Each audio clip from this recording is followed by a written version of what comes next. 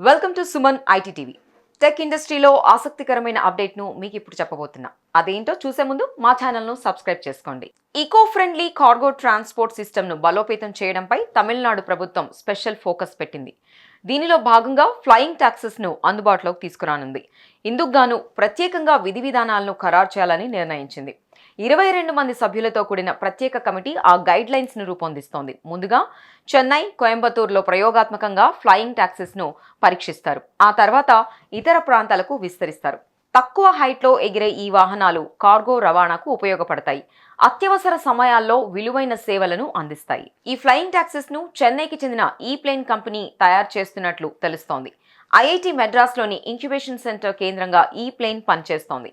National, international స్థాయిలో flying electric టాక్సీలు అందుబాటులోకి తేవాలనే లక్ష్యంతో ముందుకు వెళుతోంది. చెన్నైలో రాబోయే ఎయిర్ టాక్సీలు 2 రకాలుగా ఉండబోతాయని సమాచారం. 50 కిలోమీటర్ల నుంచి 200 కిలోమీటర్ల దూరంలో ఉన్న ప్రాంతాలకు ఇవి సరుకు రవాణా చేసే ఛాన్స్ ఉంది. ఫ్లయింగ్ టాక్సీస్ 400 మీటర్ల నుంచి 5000 మీటర్ల ఎత్తుకు ఎగురుతాయి. బిజీగా ఉండే ఏరియాల్లో గూడ్స్ డెలివరీకి లేదా మెడిసిన్ సప్లైకి ఇవి ఎంతో యూస్ఫుల్గా ఉంటాయి. చూసారు కదా, ఇవి టెక్ కి సంబంధించిన అప్డేట్స్. ఇలాంటి మరిన్ని విశేషాల కోసం సుమన్ ఐటీ టీవీని మిస్ కాకుండా చూడండి. Thank you for watching this video.